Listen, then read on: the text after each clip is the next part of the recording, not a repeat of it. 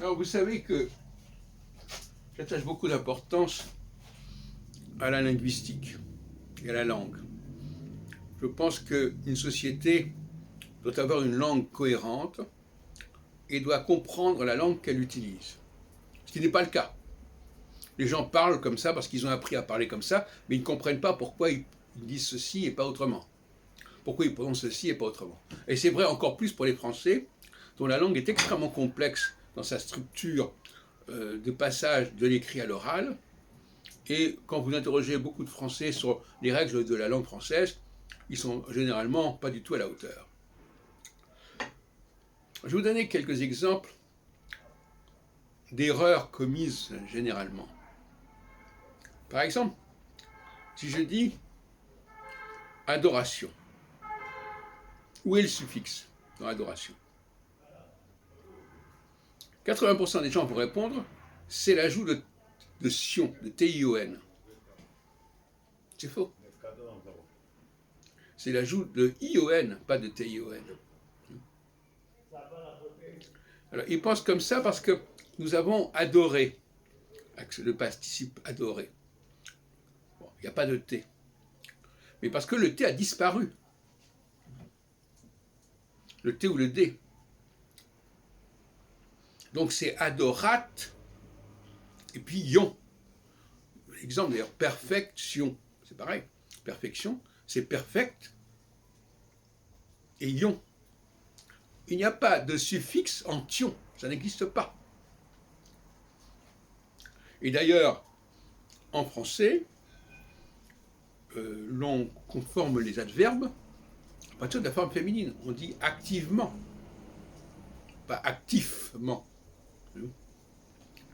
Donc, le problème, c'est que souvent, la forme féminine, c'est amusant parce qu'on est dans une période justement d'inclusivité, il faut trouver des féminins pour tout. Il faut inventer des féminins. On va dire écrivaine, auteure, etc. Bon. Qui s'entend pas à l'oreille d'ailleurs, auteur, à moins que je dise, vous êtes une auteure. Bon. Et donc, le féminin, je prends le cas de député. Député, c'est un participe passé. Quelqu'un qui a été député, c'est quelqu'un qui a été délégué.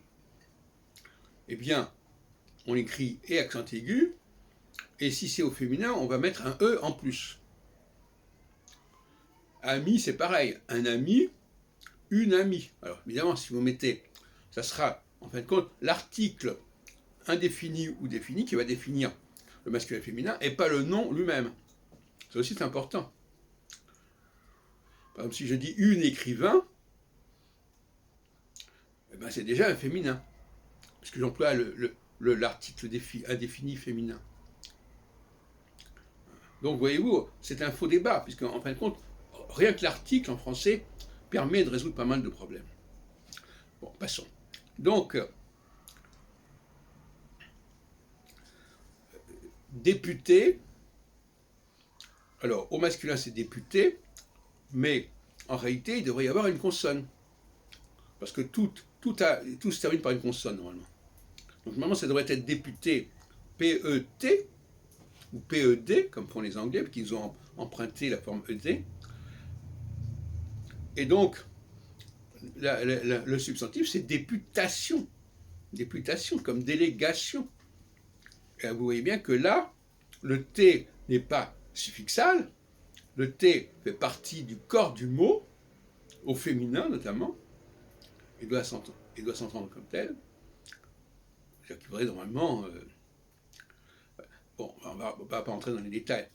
Mais comprenez bien que là, faites une expérience autour de vous, vous verrez que les gens ne savent pas, même pas où est le suffixe, où passe le suffixe.